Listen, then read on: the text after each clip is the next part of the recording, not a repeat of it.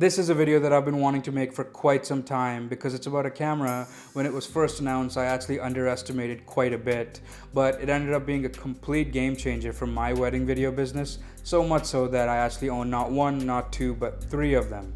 I'm of course talking about the A7IV. Back when Sony announced the A7IV at the end of 2021, I had some serious doubts. I mean, of course it was this brand new full frame camera by Sony. It's quite affordable as well, but it had some glaring drawbacks like the infamous 4K 60 crop. I actually made a video about it right here on this channel too. I was not very happy at all. But at the start of 2022, I actually went to our local camera shop here, and they just so happened to have one in stock because somebody had canceled their pre-order. And it was kind of like an impulse buy, so I just picked one up right there. And I loved it so much that I went back for another and then another.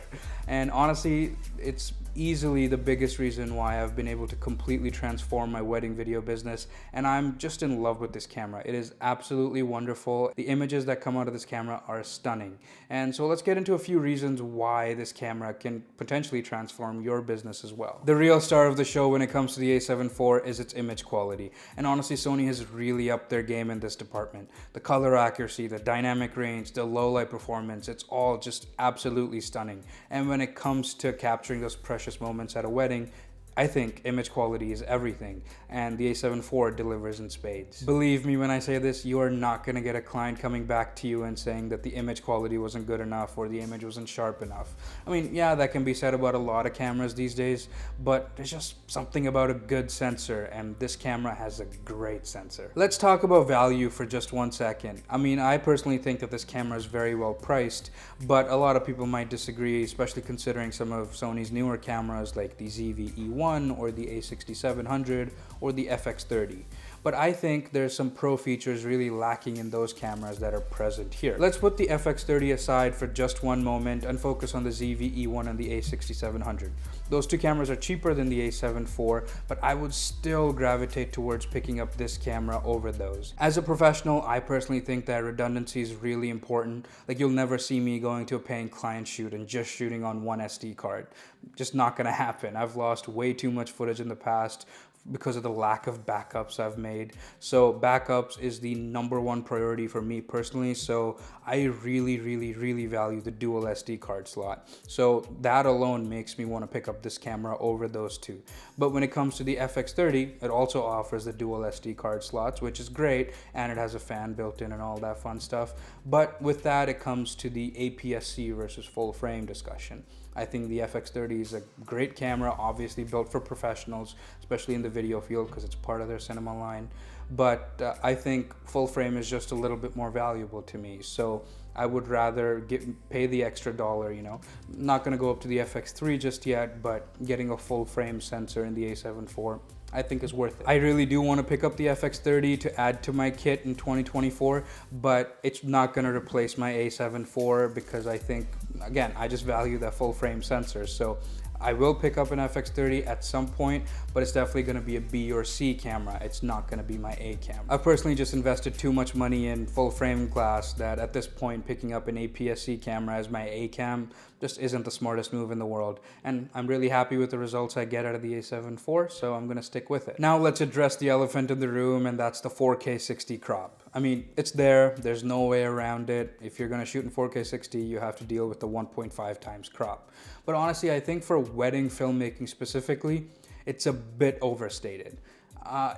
Personally, I don't think it gets in the way really. Maybe once in a while, but I think when I'm shooting anything other than weddings, like commercials or any kind of music video, I definitely feel it a lot more there. But weddings are so run and gun that I honestly forget about it. It's because when you're shooting the ceremony, the cameras are on tripods and everything. I'm not shooting in 60 anyways. And when I'm shooting formals, I kind of like that telephoto look anyways. But of course, I'm not going to say that it's a good thing that it has a crop. No. But for weddings, I feel like you can very easily get away with that. And the image in 4K 60, even with the crop, you're still downsampling from like a 4.6K sensor. So still very sharp, very good. again, it would be nice if it didn't have the crop, but it's not the end of the world. But in my opinion, you can pretty much almost ignore the 4K 60 crop when it comes to wedding videography. Again, the way you shoot might differ a lot, but for me, I've just learned to just work with it, and it really doesn't bother me anymore. It doesn't come in the way.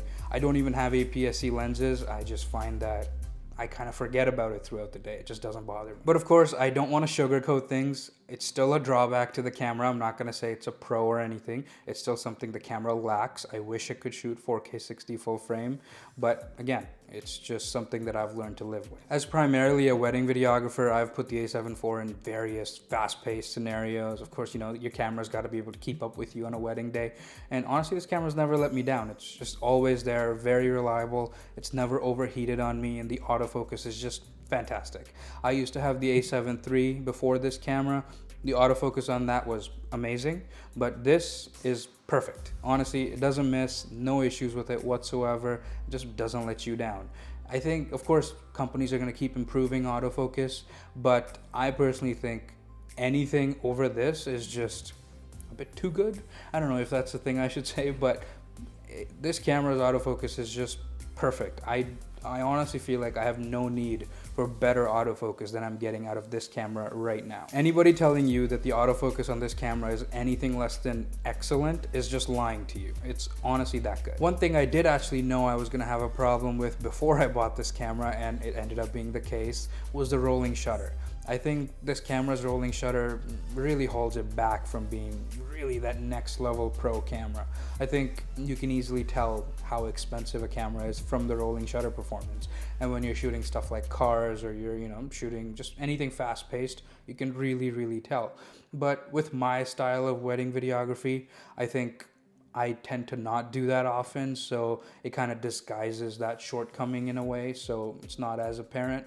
But depending on your style, if you feel like your style is that bit more fast-paced, you like to do those whip pans and stuff in your edits, might be something to consider, that this camera does have some pretty bad rolling shutter. I feel like that's something clients don't really care about, but we are our own worst critics, and we kind of have to be harsh on ourselves to keep improving.